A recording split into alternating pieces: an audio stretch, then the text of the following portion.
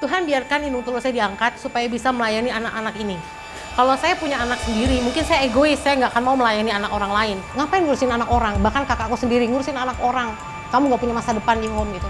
Dulu aku nangis kak gitu, dulu aku nangis gitu. Apa yang aku lakuin kayaknya sia-sia gitu. Saya bisa aja pergi gitu, saya bisa aja tinggalkan lagi ini gitu loh. Tapi saya kok nggak mampu gitu loh. Nama saya Yudit Arwenda Arselan, tapi saya lebih dikenal dengan Bunda Yudit sama anak-anak, bahkan sama hampir semua orang.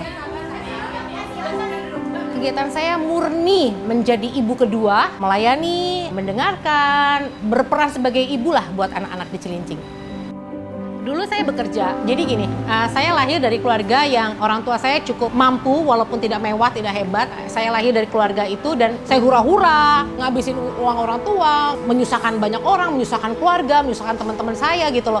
Tapi I know gitu loh, Tuhan bisa pakai siapa aja, bahkan Tuhan bisa pakai pelacur gitu loh, selama kita taat, selama kita berubah dan bertobat, itu aja gitu loh. Sampai akhirnya mungkin Tuhan itu sudah mau panggil saya, tapi saya sibuk dengan kesenangan saya sendiri, kenyamanan saya sendiri. Akhirnya saya diizinkan Tuhan untuk sakit. Saya kena sakit kista tumor, saya harus diangkat, dioperasi. Saya langsung marah sama Tuhan, Tuhan kok jahat banget sih gitu, saya pengen punya anak gitu, saya pengen punya anak dari rahim saya. Tapi kok Tuhan ambil hidung tulus saya. Tuhan biarkan hidung tulus saya diangkat supaya bisa melayani anak-anak ini. Kalau saya punya anak sendiri, mungkin saya egois, saya nggak akan mau melayani anak orang lain. Mungkin saya akan melayani anak saya sendiri karena saya cinta banget sama anak-anak. Home ini apa sih? Saya lebih senang mengatakan home ini, kami bukan yayasan besar, kami bukan tempat yang penuh dengan program-program yang wah gitu loh. Tapi home ini hanya rumah dan peran kita di sini bukan sekedar melayani mereka dalam bidang pendidikan, penyediaan sembako, atau membantu dalam kesehatan. Tapi peran dan fungsinya adalah lebih pada keluarga. Karena itu yang dibutuhkan oleh anak-anak di Cilincing ini. Anak-anak saya lahir dan besar dari lingkungan yang keras, penuh kriminal. Lingkungan di sini tuh benar-benar bisa bunuh-bunuhan, tawuran, narkoba, pelacuran. Itu anak-anakku lahir dan besar dari lingkungan seperti itu. Jadi bisa bayangkan gimana mereka mentalnya lahirnya dalam kondisi seperti itu. Bahkan saya pernah dengar dengan mata kepala saya sendiri. Jadi ada anak yang datang saya nangis-nangis histeris ngejerit. Dia baru mengalami pelecehan, seksual dari bapaknya, entah dari pamannya, entah dari kakak iparnya. Mereka shock gitu loh. Bahkan ada anakku yang sampai mau bunuh diri pun ya shock gitu. Aku juga shock banget as a mother. Ibu mereka walaupun aku cuma ibu kedua, aku shock banget gitu. Hari ketiga aku nemenin dia berontak pas waktu aku berdoa buat dia, aku bacain firman buat dia berontak dan dia langsung, Bunda stop gitu, Bunda diam gitu, Bunda nggak usah sok-sokan doa, nggak usah sok tahu deh, Bunda nggak tahu rasanya. Di mana Tuhan pada saat aku mengalami pelecehan itu? Itu pertanyaan yang sama ketika aku mengalami pelecehan. Jadi beberapa tahun yang lalu, aku pun mengalami pelecehan kak. Aku mengalami pelecehan dari sahabat home.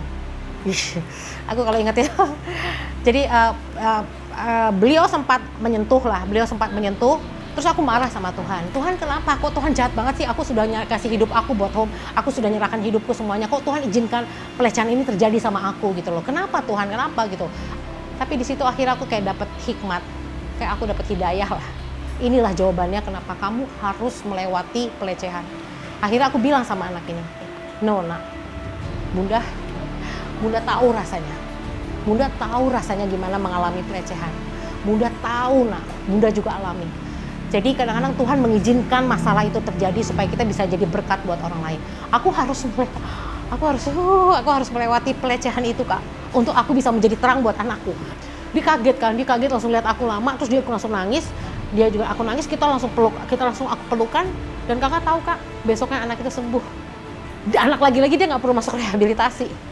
Cukup dengan love, cukup dengan kesaksian yang aku harus alami untuk bisa menjadi jawaban, untuk bisa menjadi kesembuhan, untuk bisa menjadi kekuatan buat anak-anakku yang aku alami. Aku udah alami paru-paru ketika anak aku sakit paru-paru, udah ngap-ngap sampai mau mati. Aku bilang, Bunda juga udah ngalami paru-paru, nak kuat, Bunda aja bisa. Kamu juga pasti bisa.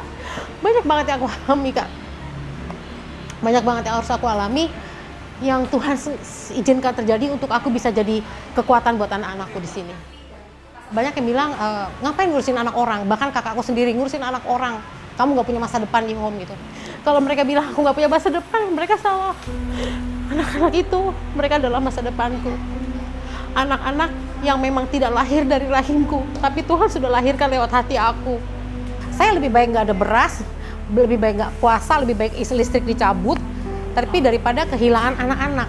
Kehilangan di sini maksudnya mereka kembali lagi ke dunia mereka, kembali lagi ke dulu. Walaupun sebandel-bandel mereka, senyakitin hati saya, mereka besar dengan saya.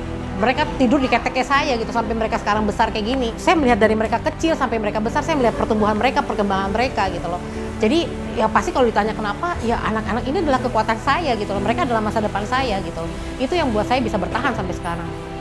Untuk Bunda, terima kasih untuk semua pengorbanan Bunda. Terima kasih banyak walaupun kita nakal gitu loh. Walaupun kayak kita suka ngelawan sama Bunda gitu. Tapi Bunda mau bertahan di sini untuk kita. We love you, Bunda! Thank you, Bunda! Jangan tunggu sempurna dulu untuk bisa menolong orang lain. Justru Tuhan yang sempurnakan keadaan kita untuk kita bisa melengkapi orang lain. Jadilah terang di tempat yang gelap untuk sinarmu lebih terang. Ketika kamu jadi terang di tempat yang terang, terangmu nggak akan kelihatan. Tapi ketika kamu menjadi terang di tempat yang gelap, terangmu akan menyala.